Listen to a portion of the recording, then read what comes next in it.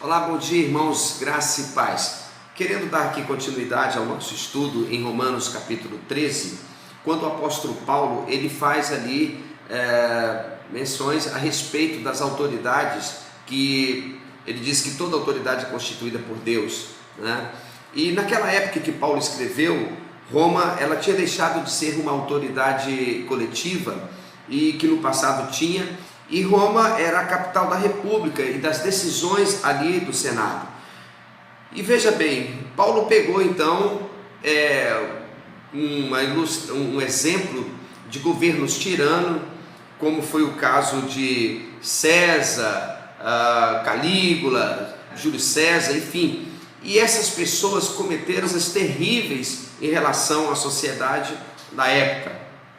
Então, esse era o cenário político da época. Quando Paulo escreveu, fala de uma denúncia, ao invés daquilo que nós pensamos, que Paulo está sendo conivente ou está ali, de alguma forma, abrindo concessões.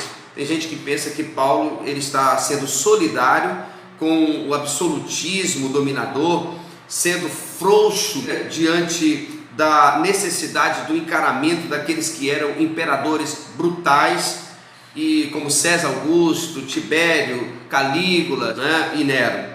Agora, do contrário que você possa imaginar, que você pensa, Paulo ele não está fazendo concessão para essa situação, para esse controle absolutista. Ele está fazendo uma denúncia, na verdade. Ele está dizendo que todo homem esteja sujeito à autoridade, então ele descreve a autoridade. Se você ler o versículo 4 do capítulo 13, porque as autoridades estão a serviços de Deus para o seu bem.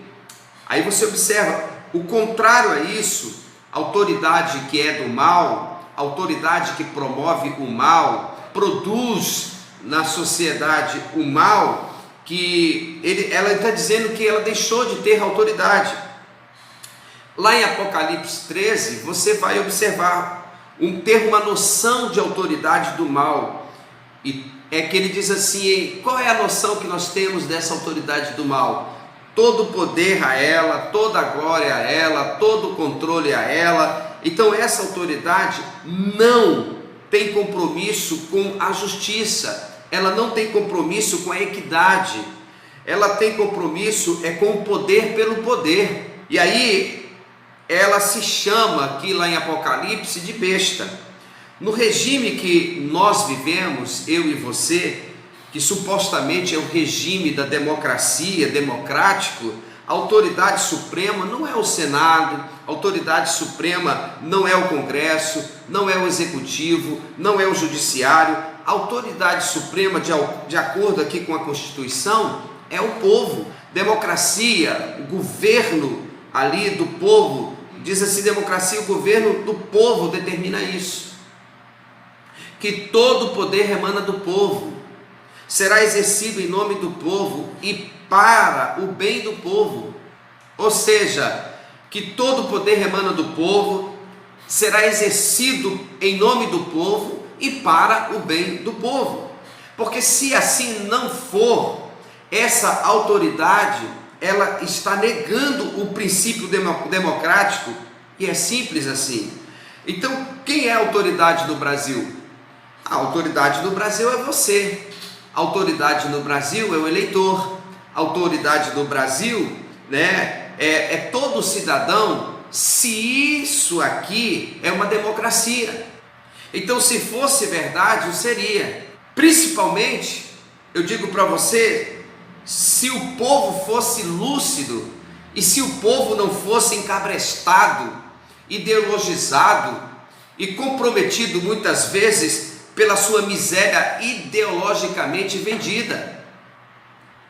Quando o povo é autoridade, aí o presidente, o governador, prefeito, todos tornam-se funcionários públicos. Por isso que eu digo para vocês que, se assim sendo, a autoridade neste país, segundo a Constituição, que o poder emana do povo, então a autoridade somos nós. deveríamos utilizar do poder que a nós é conferido. E de que maneira que nós podemos exercer isso? Exercer na nossa cidadania. Melhor do que você ter alternativa, então, é você optar pela alternância. Porque diante do que eu tenho visto e percebido, e torno a repetir, quando chega, por exemplo, no período de eleições, as pessoas às vezes indagam dizendo que mas eu não tenho alternativa, eu não vou votar nesse porque é isso, é aquilo, aquilo outro. Então, melhor do que você ter alternativa é você optar, melhor dizendo, pela alternância. Sempre será melhor. Então, a autoridade é o governo da maioria, que é a democracia, e não é a minoria, é a maioria. Então, o poder tem aqui, olha, que ser exercido em nome dela e para o bem dela. Agora, a ignorância é uma coisa terrível. Por que eu digo isso? Meu Deus, estamos nos insurgindo contra a autoridade, porque a autoridade é constituída por Deus, está nas Escrituras.